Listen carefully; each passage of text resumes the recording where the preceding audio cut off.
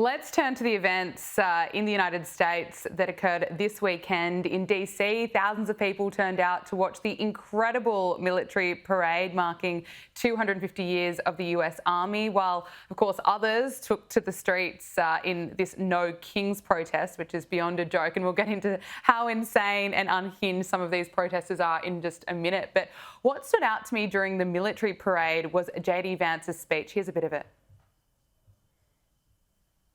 The young men and women who put on the uniform and serve this nation are our most precious resource. We must honor them, we must respect them, we must fight for them, and that's exactly what the Trump administration aims to do every single day.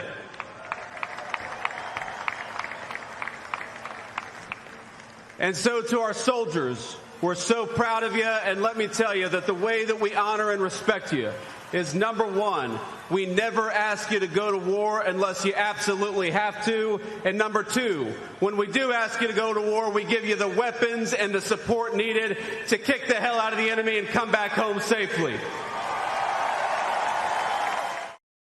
Every time I listen to him deliver speeches just like this, I'm still blown away. This is really a strength of his. He's pretty excellent, and he's sounding presidential there.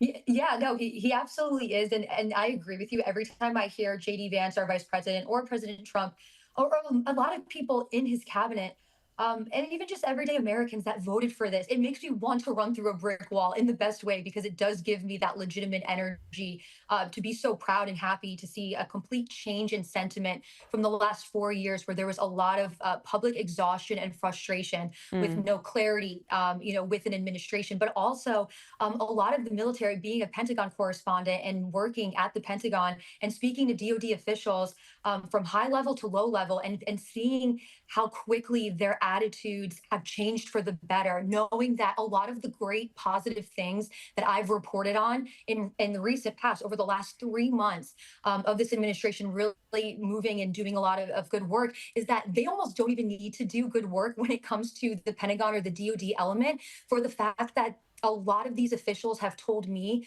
that they're just happy to have an administration that gives them the green light. So many things that they've wanted to do, even something as simple as raising the physical fitness standards. That was something that took 13 months during the Biden administration. As soon as President Trump came in, 3 months went by and they had the green light, and they rolled that out for the Army specific, and all the other branches are getting in line as well. So it's nice, and they feel that connection. But very interesting to juxtapose. Again, I like to always just kind of compare what might the counter attitude or sentiment be here in America. You did see a lot of protesting happening on that day, or appearing to happen on that day, because a lot of mainstream media was focused on saying that this was some sort of Trump birthday party versus a celebration of putting a light on 250 years of the Army specific. But I would just like to go down memory lane again and remind people, especially to any of your viewers, but of course to Americans that might have been having heartburn over this parade,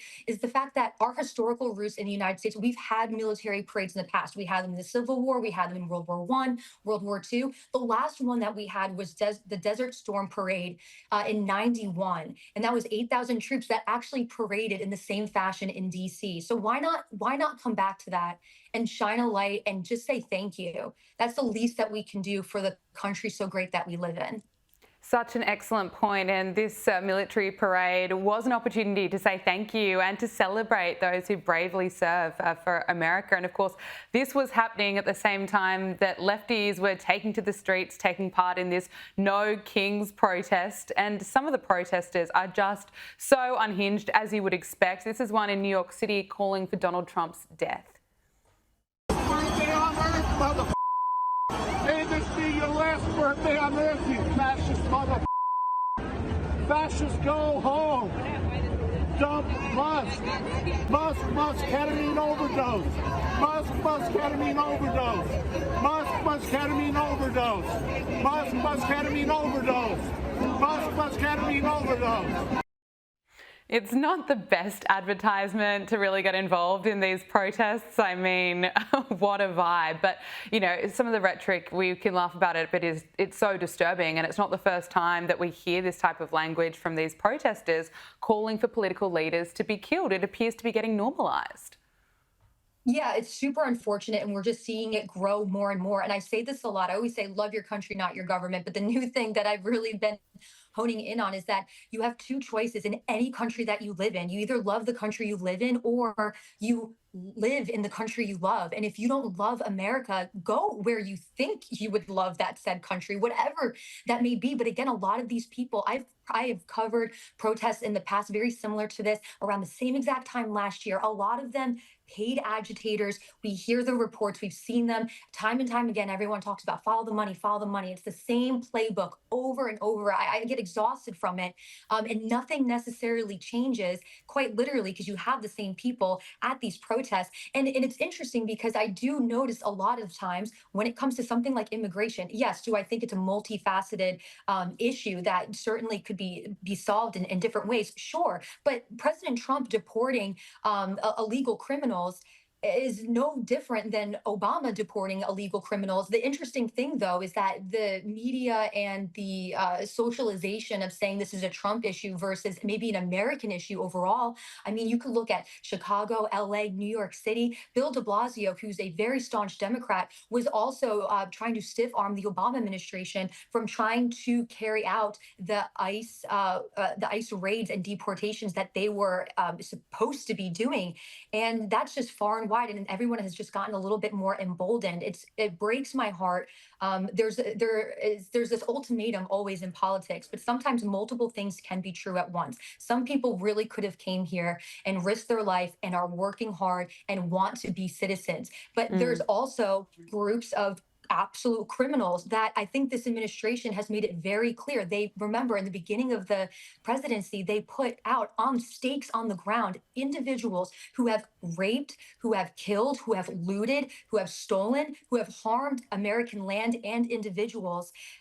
There has never been a time where this administration has been celebrating someone who was genuinely and rightfully so evading a country, religious persecution, whatever it may be, and saying, we don't want you here, we're kicking you out. It has always been so streamlined and focused on those that are wreaking havoc and don't love this country shouldn't be here. And it's very, very simple. What also is interesting, I just want to say, is that when you mentioned New York, I happen to be in New York right now, just for the next few days, and Mount Kisco is not too far from Manhattan, and that's actually George Soros has a home out there, along with the Clintons, and they were also having Manhattan always gets that, and LA gets all this focus on big riots and protests, but there's these little pockets of your typical Clintons, your typical Soros funded events. Quite literally, they're happening in their backyard, and were happening that day as well. So I just like to mention that those ones are always quietly happening in the background, Gabriella. Thank you for mentioning that. And I tell you what, you can always count on a few Hollywood celebrities to really get involved and attend a protest such as these No Kings protests. Yeah. Actor Mark Ruffalo took it upon himself to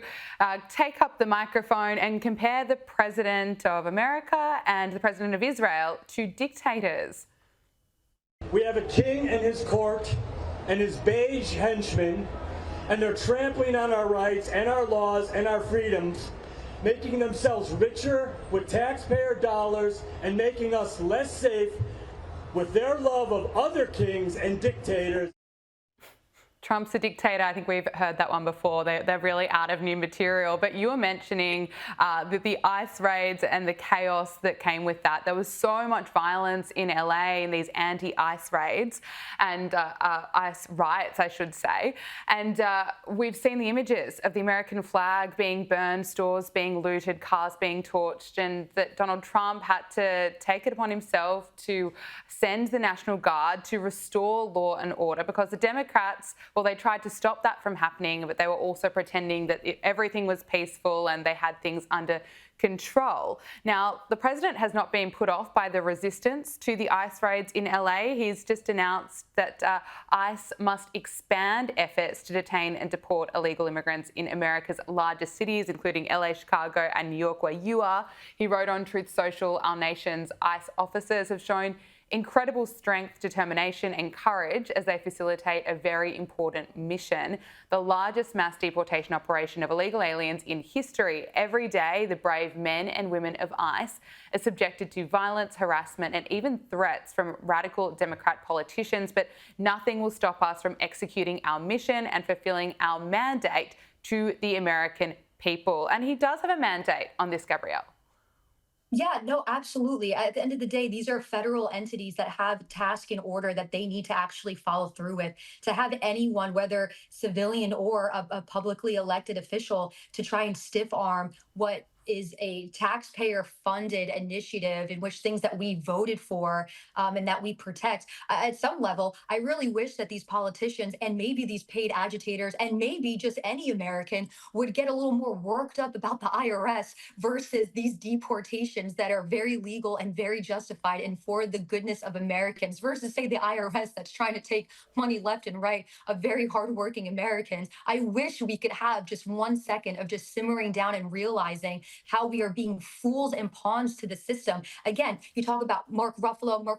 I forget. I was in love with him for a quick second, for 13 going on 30. And then I really stopped liking him when I started to realize that he was very much into politics, and it made me very upset. But him saying that Trump is a dictator, right? Well, last time I checked, that happening in LA, again, back during Obama, the same exact thing. It was Eric Garcetti as the mayor in LA, and him saying that he didn't want Obama to allow ICE to carry out their duties. But no one outside of that wanted to say that Obama was a dictator. It's picking and choosing. It's just Always. there's no room for it ever. Mhm. And so I try to be as fair as possible when it comes to any of these issues. But when you juxtapose those administration from administration and very short term, how do you not just realize that you are being played? That is just as simple as that. And a lot of these people, again, talking from gated communities, glass homes, I'm sure, worked very hard to get to where they are. Most of them, I hope.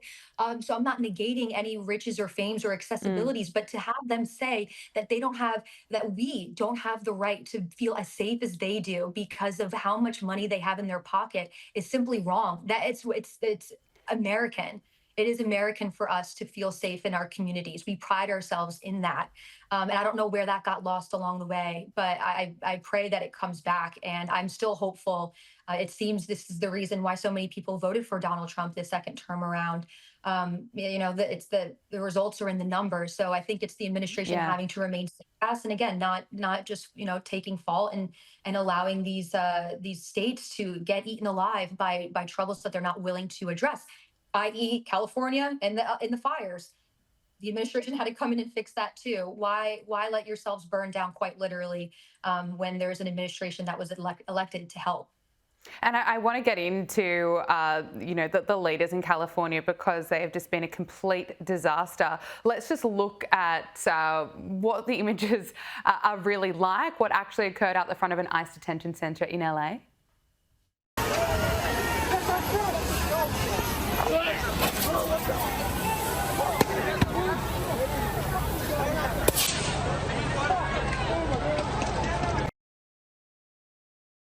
Just so chaotic, but LA Mayor Karen Bass, one of the worst mayors that Los Angeles has ever had, says that things were under control and actually blames ICE for the violence. If the raids hadn't happened, then that protest would have been a no kings protest. We know that that was planned months in advance. But the disruption and the fear that has been caused by the raids has really had a devastating effect and has been a body blow to our economy. I don't think the president understands that we have entire sectors of our economy that cannot function without immigrant labor. And Chicago Mayor Brandon Johnson says that he will resist the Trump administration and take to the streets. Yeah, let me just first acknowledge the level of anxiety and fear and trepidation that this administration has caused. You've never seen a society improve or expand under this type of fear. And we're going to continue to resist, and we're going to do it in many different ways, whether it's taken to the streets or to the courts or policy.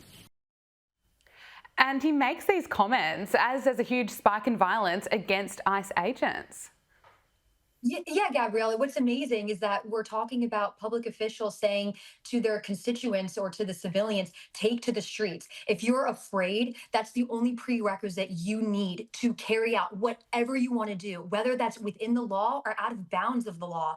And that's where these people are allowing themselves to just die on this hill. And they rather their whole city burn down than just say that they agree with the administration in protecting America.